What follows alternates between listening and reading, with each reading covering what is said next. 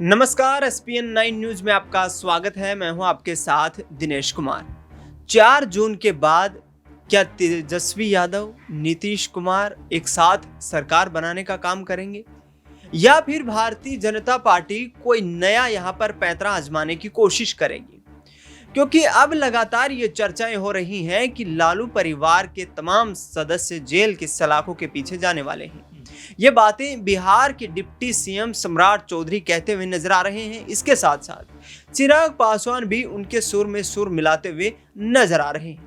उनकी तरफ से कहना है कि जमीन घोटाला, लैंड फॉर जॉब स्कैम मामले में घिरा लालू परिवार जल्द ही जेल की सलाखों के पीछे होगा। आपको बता दें कि दिल्ली राउज एवेन्यू कोर्ट ने सीबीआई को 7 जून तक फाइनल चार्जशीट पेश करने के आदेश जारी कर दिए हैं। ऐसे में क्या तेजस्वी यादव का राजनीतिक भविष्य आने वाले वक्त में अंधकार में दिखाई देगा? कि नीतीश कुमार के साथ सरकार बनाने की जो कोशिशें तेजस्वी करते नजर आ रहे हैं वे एक महज एक अफवाहें हैं, एक शिगुफा है कि यहाँ पर आरजेडी के अस्तित्व के लिए अब तेजस्वी यादव उसको बचाने के लिए संघर्ष करते हुए नजर आएंगे? और क्या भारतीय जनता पार्टी वाकई में अपने तमाम नेताओं के दांव के आधार पर 2025 में बिहार में सरकार बना लेगी? इन तमाम मुद्दों पर चर्चा करने के लिए हमारे साथ वरिष्ठ सहयोगी अमन जी मौजूद हैं। अमन जी, आपका स्वागत है। सर, किस तरीके से देखते हैं ये बयान कि तमाम यहाँ पर जो लोग हैं लालू परिवार के, वो जेल की सलाखों के पीछे जाएंगे लैंड फॉर जॉब स्कैम मामले में? क्या 7 जून के बाद वाकई ऐसा कोई दृश्य देखने को मिलेगा? देखिए दिनेश जी, और इस बात को लेकर लगातार हर चुनाव के आसपास जो है बातें होती हैं, जांच होती है, तमाम चीज़ें होती हैं। आप भी देख रहे हैं कि 15-16 साल से भी ज़्यादा का ये मामला है, लेकिन अभी तक सिर्फ हर चीज़ जांच के आधार तक है। जांच होती है फिर रुक जाती है, और ऐसे में अब ये बात कहना कि पूरा परिवार या जो परिवार के आरोपी लोग हैं वो जेल की सलाखों के पीछे जाएंगे, मुझे ऐसा लगता है कि ये सब एक चुनावी स्टंट है। चूँकि आखिरी चरण बचा है चुनाव को, उससे पहले सम्राट चौधरी अपने पक्ष में माहौल बनाते हुए ऐसी बात कह रहे हैं। क्योंकि देखिए, अगर हम बिहार को देखें और समझें तो नज़र ये आता है कि जिस तरह से एनडीए कुनबा एक हुआ, यानी कि नीतीश कुमार वापस बीजेपी के साथ मिले और यहाँ पर चिराग पासवान को भी कह सकते हैं 4-5 सीटें दी गई, वो भी बीजेपी के साथ आकर मिले। तो इन सब के बावजूद भी जैसा माहौल बिहार में एनडीए गठबंधन का होना चाहिए था दिनेश जी, वैसा कुछ नजर नहीं आया। बल्कि इंडिया गठबंधन की तरफ से तेजस्वी यादव ने, यानी कि लालू के लाल ने, जिस तरह से बिहार के अंदर बिल्कुल मोर्चा संभाला, खलबली मचाई, वो बीजेपी की नींद उड़ाने के लिए काफ़ी था। आपको याद होगा कि जब बिहार के पटना में जो पहली रैली एक बड़ी की थी, उस वक्त जो है महारैली में कम से कम 6-7 लाख लोग क्या बताए जा रहे थे, बड़े तादाद में लोग पहुंचे थे। और उसी से कहने का ये समझ में आ रहा था कि 250 से ज्यादा रैलियां तेजस्वी यादव के द्वारा करना, रोड शो करना, क्या दर्शाता है कि तेजस्वी यादव ने एक तीर से 2 निशाने साध दिए? क्योंकि इसका इंपैक्ट क्या विधानसभा चुनाव में भी देखने को मिलेगा? बिल्कुल, और जन विश्वास रैली को आप कैसे भूल सकते हैं। देखिए, रातों में लोग खड़े होकर उनका इंतजार कर रहे थे और तमाम तरह से 2 बजे हों, 3 बजे हों, और तेजस्वी का स्वागत वहाँ पे हो रहा था। तो ये बताता है कि तेजस्वी ने एक लहर तो ज़रूर पैदा की। और आपने जो सवाल बिल्कुल बाजी पूछा है कि यहाँ पर अगर देखा जाए कि ये 2024 का चुनाव तो लगभग अब खात्मे की तरफ है, ख़त्म होने की कगार पर खड़ा हुआ है, लेकिन इसके बाद अब पूरा माहौल जो है वो 2025 में होने वाले विधानसभा चुनाव में बनने वाला। उससे पहले जिस तरह की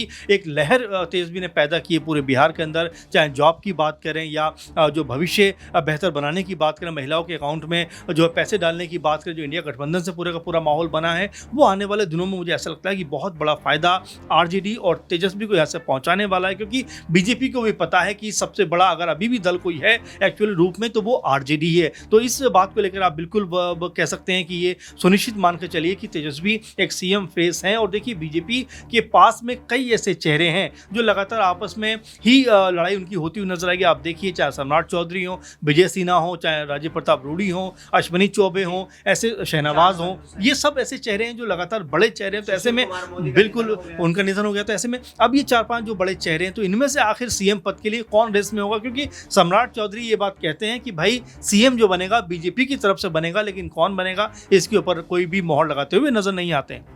नीतीश कुमार के पास वर्तमान में 43 विधायकों का समर्थन है और उनका जो राष्ट्रीय दल है जेडीयू, वो कमजोर होता हुआ नजर आ रहा है।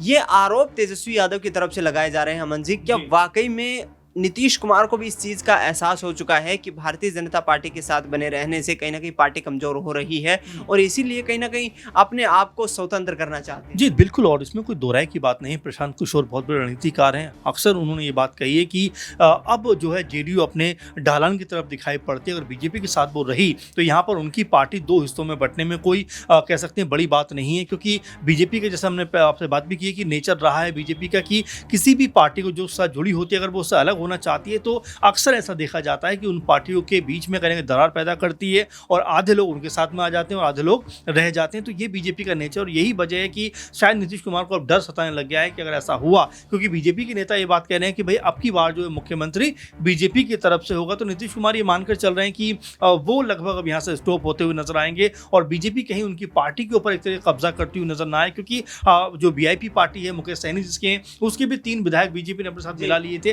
तो बारंबार ये देखा गया और यही वजह है कि नीतीश कुमार को शायद एक बार फिर तेजस्वी के साथ ही आना पड़े, क्योंकि बीजेपी के साथ जो एक अंडरस्टैंडिंग होनी चाहिए, जो मिलनी चाहिए, वो मिलती हुई नजर नहीं आती। आपने देखा कि नीतीश कुमार जो बयानबाजी कर रहे हैं, प्रचार कर रहे हैं, वो भी कोई बहुत धारदार प्रचार नजर नहीं आता। एक ही बात को बार बार रिपीट करते हुए दिखाई पड़ते हैं। आप देखिए 8-10 रैली परिवारवाद और वही लालू के साथ बच्चे, इसी बात पे बात कर रहे हैं। इसके अलावा कोई ऐसी बात नहीं कर रहे जो बहुत अलग तरह की बात हो। और देखिए तेजस्वी यादव ने एक बार भी नीतीश कुमार के ऊपर कोई बड़ा हमला नहीं बोला है। ये कहीं ना कहीं बताता है कि आने वाले दिनों में हो सकता है 4 जून के बाद जब यहाँ सीटों का कैलकुलेशन हो और जो परिणाम सामने आए उसके बाद नीतीश कुमार कोई बड़ा खेला करते हुए नजर आ जाए, क्योंकि उनको भी पता है कि बीजेपी के साथ चलने में उनका भविष्य नहीं है। क्योंकि अगर कह सकते हैं कि अगर रोड पे एक रोड शो भी होगा उसमें बीजेपी अपना सिंबल जो है उनके हाथ में पकड़ा देगी। अमन जी, जिस तरीके से हेमंत सोरेन की गिरफ्तारी होते हुए हमने देखा, अरविंद केजरीवाल की गिरफ्तारी को हमने देखा, क्या अब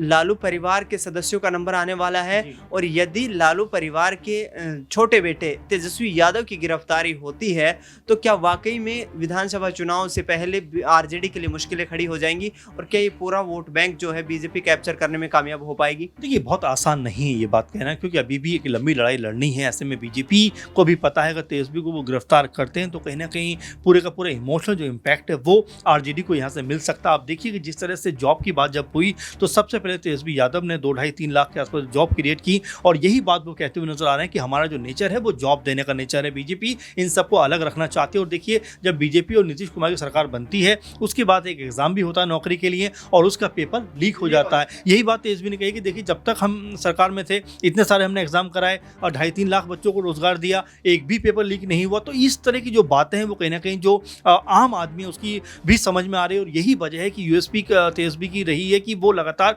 मुद्दों की बात करें, जो आपने कहा भी निजी हमलों से वो बचते हुए नजर आ रहे हैं। और देखिए एक बेहतर राजनीतिक निशानी यही होता है कि मुद्दों की बात करें, निजी हमलों से किसी प्रदेश का किसी भी देश का विकास नहीं होता। और तेजस्वी यादव ये चीज़ सीख रहे हैं और जो लगातार बयानबाजी कर रहे हैं वो सधे हुए अंदाज में कर रहे हैं, बहुत धमाकेदार कर रहे हैं। और इसी बात को लेकर जो बीजेपी के तमाम बिहार में नेता हैं वो भी डरे हुए से नजर आ रहे हैं। तमाम राजनीतिक रणनीतिकारों का मानना है कि 2024 के लोकसभा चुनाव में बिहार की राजनीति में विशेष तौर पर तेजस्वी यादव ने जो छाप छोड़ी है वो एक अदृश्य और अकल्पनीय है, क्योंकि जिस तरीके से उनके द्वारा जो मेहनत की गई, जो राजनीतिक मुद्दे जमीन पर उतारने की कोशिश की गई, प्रधानमंत्री नरेंद्र मोदी की नीतियों की मुखालफत की गई, उस आधार पर कहीं ना कहीं आने वाले चुनाव में आरजेडी और इंडिया गठबंधन को बड़ा लाभ मिल सकता है।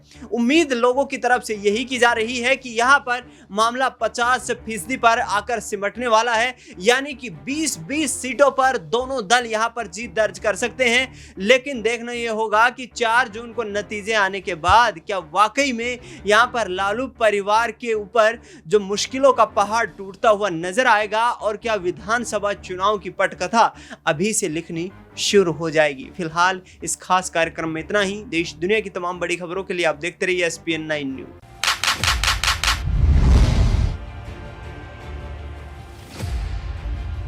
देश की जनता ने किसे सौंपी सत्ता की चाबी? चुनाव के बाद अब है सटीक आंकड़ों की बारी। जनता से जाना किस तरफ है उनका विचार। बनने वाली है देश में अब की बार किसकी सरकार? देखिए सबसे सटीक एग्जिट पोल 1 जून शाम 6 बजे से सिर्फ SPN9 न्यूज पर।